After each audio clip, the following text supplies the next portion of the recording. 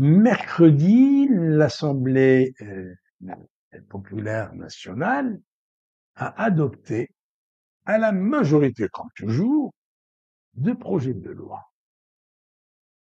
L'un porte sur le blanchiment d'argent et la protection des données à caractère personnel. Le deuxième a trait à la protection des données à caractère personnel. Ce qui nous intéresse le plus ici, c'est le projet de prévention du blanchiment d'argent. En réalité, c'est un amendement du premier texte qui concerne justement ce blanchiment d'argent. Donc, c'est la loi numéro 0105 relative à la prévention et à la lutte contre le blanchiment d'argent, le financement du terrorisme et la prolifération des armes de destruction massive. Ce projet donc prévoit, en amendant les textes, la loi qui existe déjà, donc il prévoit un renforcement du dispositif national en matière de lutte contre ces formes de criminalité financière. Alors, qu'est-ce qui va changer?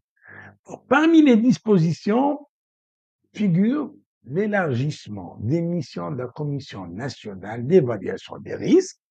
Cette commission sera désormais chargée de définir, d'évaluer et de comprendre les menaces pesant sur le pays dans le domaine de la criminalité financière. Et puis les conclusions des évaluations de cette commission nationale vont être mises à la disposition des autorités compétentes afin d'améliorer la réponse nationale, comment contrer ces crimes. C'est du rigolo, c'est tout simplement rigolo. C'est de la tchatch, c'est de la rédaction, c'est de la dissertation, c'est tout. C'est de la dissertation. Alors, le texte introduit également, ce projet introduit également des mesures renforcées de gel et de saisie des avoirs appartenant à des personnes ou entités inscrites sur la liste nationale des organisations terroristes, en cohérence avec les sanctions internationales imposées par le Conseil de sécurité de l'ONU. Alors là, il y a de quoi se tenir la tête, il y a de quoi en rire ou en pleurer. Tout dépend. Renforcer des mesures de gel et de saisie des organisations terroristes, qui sont inscrites sur la liste nationale, c'est d'abord, quelles sont ces organisations qui sont terroristes? D'abord, votre serviteur en premier. Puis, vous avez un Farhat Mani, un Rachid Msli, un Mourad Dina, Amir Boukhars et tant d'autres. Aucun ne possède le moindre bien ou le moindre centime en Algérie. Je commence par moi-même. Même le compte bancaire qui date depuis 1975, depuis que j'avais 20 ans. Ce compte bancaire n'est plus alimenté parce qu'il était alimenté par ma pension de retraite de l'armée, puisque je perçois, plutôt je percevais, je ne les perçois plus maintenant, 52% de la solde mensuelle des capitaines. J'ai quitté l'armée en grade de capitaine, je n'ai pas fait 25 ans, j'ai demandé ma radiation au bout de 17 ans de service, donc j'ouvre droit à une retraite qui a commencé à m'être versée à partir de l'âge de 48 ans. Et avec ces voyous, on me l'a arrêté. Voilà. Quand je dis c'est des voyous, ils sont des voyous, parce que c'est un droit, elle me confère la loi. J'ai cotisé pendant mes 17 ans de service, donc j'ai droit à une pension de retraite. De toute façon, Cette pension, elle m'était versée depuis 2013. Je n'ai pas touché à un centime. Depuis 2013. C'est-à-dire depuis le mois d'août, quand j'ai quitté, le 10 août, j'ai quitté l'Algérie, je n'en ai plus touché à ce camp. Illégal. Parce que c'est quoi? Ça ne fait même pas 300 € par mois. Et que je ne peux même pas euh, convertir en euros par la voie légale. Et on vient justement à cette histoire de conversion du dinar à l'euro. Alors, comment voulez-vous mettre en place un dispositif de lutte contre le blanchiment d'argent alors que le marché noir du change, le marché noir de la devise, est toujours ouvert à ciel ouvert. Il est à ciel ouvert. Vous allez au Square pour Saïd à Alger, vous trouverez une flopée de personnes, hein, des billets en main, et qui vous proposent le change au taux du marché noir. Tant que ce marché existe, ce n'y a pas que le Square pour Saïd, partout en Algérie, vous avez des points de vente de la devise au marché noir, au taux parallèle. C'est-à-dire un taux qui dévalue le dinar algérien. Déjà, il est suffisamment dévalué, on lui en rajoute une couche. Tant que ce marché existe, et tant qu'on peut mettre jusqu'à 7500 € sur son compte bancaire en devise en Algérie, alors qu'on n'a aucune activité commerciale ou autre, aucune activité pécuniaire, qui nous permet d'avoir des devises en Algérie. Eh bien, on peut aller à la banque, déposer 7500 € et après 24 heures, on va les retirer avec un papier selon lequel on a obtenu cet argent de la banque. Et on peut passer allègrement les postes frontaliers et arriver dans n'importe quel pays de destination et on exhibe le montant des 7500 euros et en présentant un document d'une des banques algériennes chez laquelle on a blanchi notre argent. Comment voulez-vous lutter contre le blanchiment d'argent alors qu'il est légalisé de facto en Algérie? Et pourtant, c'est facile de mettre fin à ce change parallèle. C'est facile. Il suffit de faire la chasse. C'est bien, parce qu'il faudrait bien faire la chasse. Ce sont des criminels, c'est un crime financier qu'on commet au grand jour. Et on saisit tout cet argent. Et puis, comme en Algérie, le nombre d'indicateurs et de délateurs a été multiplié par 100 depuis l'avènement du duo Chengeli-Hateboun, bien, on n'a qu'à orienter ces délateurs, ces indicateurs, vers les points de vente de la devise en marché noir. Et on en finit. Et qu'on arrête cette histoire du dépôt de 7500 € qu'on retire le lendemain. Qu'on arrête cette histoire de compte bancaire en devise pour des gens qui n'exercent aucune activité qui leur permet d'être payés en devise en Algérie. Il faudrait qu'on arrête ça. Et d'ailleurs, si on arrête ces pratiques, ce n'est pas l'Algérien lambda qui va en souffrir. Non, l'Algérien lambda n'a rien à voir avec cette histoire. Ce sont les gros bonnets de la criminalité financière qui sont des généraux, des ministres, des entrepreneurs, des hommes d'affaires. Sinon, comment expliquez-vous que ces gens-là ont pu acquérir en France, en Espagne, en Belgique, en Irlande, euh, en Écosse pour certains, comment ont-ils pu acquérir des biens immobiliers, appartements, villas, maisons de maître, acquérir des hôtels, des brasseries, des restaurants. Comment ont-ils pu les acquérir alors qu'ils n'exercent aucune activité pécuniaire en France? D'où ont-ils ramené cet argent? Parce que, sur place, à Alger, ils ont plein de dinars, ils achètent des vis, ils les sortent. Et ils peuvent faire sortir tout ce qu'ils veulent. Pour eux, il n'y a ni police, ni douane, ni rien du tout. Ce sont ils bénéficient de passe-droit, ce sont des nababs. Je me souviens du procès du général Moustapha Blossé. Il y avait le colonel Lebeli qui était le directeur central des finances du ministère de la Défense. Et à la barre, il racontait, parce qu'il était accusé lui aussi, avec le général Blossé, il expliquait comment il faisait sortir l'argent à partir de l'aéroport, en passant par l'aéroport.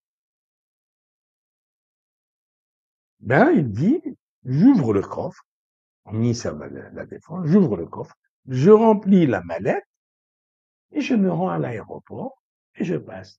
Et le président du tribunal lui dit, et vous n'avez pas peur de la douane, de la police des frontières? Et il lui dit, non, moi je suis colonel. D'ailleurs, ça avait soulevé un petit peu l'hilarité de toute la salle d'audience lorsque le président lui rappelle que quelques minutes plus tôt, quand tu lui disais pourquoi tu exécutais des ordres qui ne sont pas conformes à la loi, il lui dit, moi je suis un soldat, j'exécute. Et lorsqu'il dit je suis colonel, là, le président lui dit, ah maintenant vous n'êtes plus un soldat, vous êtes un colonel. Si, je rappelle l'histoire de Jamal Ghilimi, le bras droit de Khalifa, bien Jamal Ghilimi, Khalifa, toute sa clique, faisait sortir des millions et des millions d'euros sans aucun problème. D'ailleurs, comment l'affaire Khalifa a-t-il pu acquérir une chaîne de télévision en France, une autre en Angleterre? Il a sponsorisé l'équipe de football de l'OM, il a fait plein de choses. Il a une villa qui s'était payée à Cannes. Comment? Ben parce qu'on faisait sortir l'argent dans des sacs. Et le jour où on a voulu mettre fin à ces pratiques, c'était facile. C'était facile. Il a suffi de donner l'ordre d'interpeller Jamal Ghilimi et Jean-Jacques Samir, j'ai oublié son nom de famille. Ils ont été interpellés à l'aéroport d'Alger. Ils étaient à bord d'un avion, d'un jet privé. On a trouvé chez eux un sac contenant 2 millions d'euros. Ils faisaient sortir ça régulièrement. Et ils avaient un flic qui venait les faire passer la douane. Ils lui ont acheté un véhicule, une voiture. Ils lui donnaient un petit pécule. Il n'y avait aucun souci. Et le jour où on a décidé de mettre fin à l'empire de Khalifa, ça y est, tout s'est écroulé comme un château de cartes. Tout s'est écroulé comme un château de cartes. C'est ça le régime algérien. Donc, tu ne peux pas lutter contre le blanchiment d'argent tant que tu n'as pas pris des mesures pratiques et non pas de la théorie, de la dissertation. Le financement du terrorisme, ben c'est le pouvoir algérien qui finance le terrorisme international. Est-ce que la forte somme d'argent qui a été donnée à l'organisation criminelle de Tarta pour m'enlever en Espagne, elle n'est inscrite dans aucun budget, ni dans celui du ministère de la Défense, ni dans celui des services secrets, ni dans celui de l'État, ni pas. Ça vient du blanchiment d'argent. Le milliard de dollars donné annuellement au Polisario n'a jamais figuré dans une quelconque loi des finances annuelle et n'a jamais fait l'objet d'un débat à l'Assemblée nationale et n'a jamais été porté à la connaissance de l'Assemblée nationale et on ne sait pas d'où vient ce milliard de dollars. C'est ça le financement du terrorisme. Alors, quand on veut arrêter de financer le terrorisme, il faut être clean et être clair. D'ailleurs, ce qu'on remarque, c'est que il n'y a même pas 3 jours, 4 jours, l'Algérie a été classée par l'Union européenne parmi les pays à risque en matière de blanchiment d'argent. En moins de 48 heures, on fait adopter un projet de loi, soi-disant pour lutter contre le blanchiment d'argent. Mais quelle loi? Quelle loi? Dans un pays où on continue à payer cash des sommes faramineuses, vous achetez une maison à 20 milliards, vous la payez cash. Est-ce que vous avez le temps de vérifier que dans ces 20 milliards, 40 milliards, il n'y a pas de faux billets? Ben, il y en a plein. Mais vous ne vous faites pas de soucis parce que vous savez très bien que lorsque vous allez, d'abord, vous allez acheter autre chose de la même manière, du cash, et même si vous allez déposer ça dans une banque, personne ne va vérifier parce que ça va prendre beaucoup de temps et on n'a pas les moyens, on n'a pas les machines pour vérifier. Donc, on met ça. Et lorsque vous allez à la banque, vous retirez, euh, 100 millions, 200 millions, vous les donne. Non, vous ne dites pas pourquoi. Parce qu'en France, par exemple, pas plus de 1000 euros. Vous ne pouvez pas déposer plus, vous ne pouvez pas retirer plus. 1000 euros. Euh, on vous demande pas. Donc, on vous donne 100 millions, 200 millions à la banque et vous ne pourrez jamais vérifier s'il y a de faux billets. Parce que d'abord, les pays sont crasseux, ils sont vraiment scotchés dans un état abominable. Vous ne pourrez jamais vérifier s'il y a de faux billets. Parce qu'aujourd'hui, les faux billets,